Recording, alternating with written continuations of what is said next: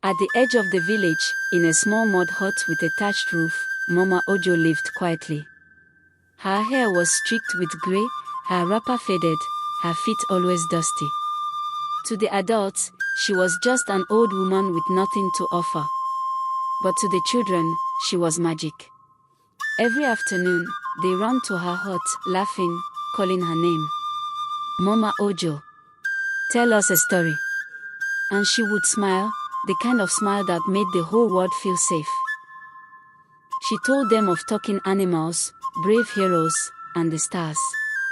Sometimes, she taught them to read with charcoal on scraps of wood, her gentle hands guiding theirs. At night, she performed her quiet miracles.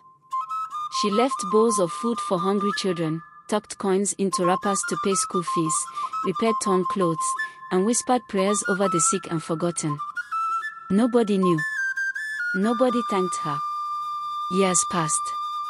The children grew, and new ones came running. Mama Ojo never stopped. She treated every child as if they were her own, and her kindness spread silently through the village like a river flowing beneath the ground. Then one rainy morning, the village woke to silence. Mama Noku had died in her sleep. Her hut was empty, the fire cold. The children ran through the village, crying her name. Adults appeared slowly, realizing the old woman they had ignored was gone. A deep quiet settled over the village, heavier than any storm.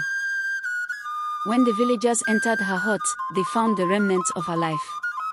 Small wrappers tied with coins. Handwritten letters.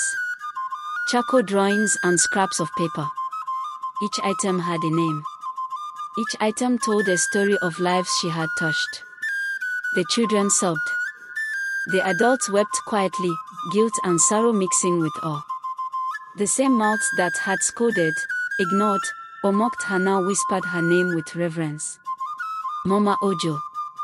But she could not answer. She had given all she had in life, and now the village could only honor her memory. They buried her beneath the village tree, the same tree where children had once gathered to hear her stories. And though her body lay in the ground, her legacy was alive. Every child she had loved carried a piece of her heart. Every act of kindness she had performed quietly continued through them. The village learned a lesson too late: true greatness does not demand attention. The loudest goodness often lives in silence. And so, Mama Noku's heart, her love, and her quiet courage changed the village forever, without anyone noticing until it was almost too late. Subscribe, like, comment, follow and share for more.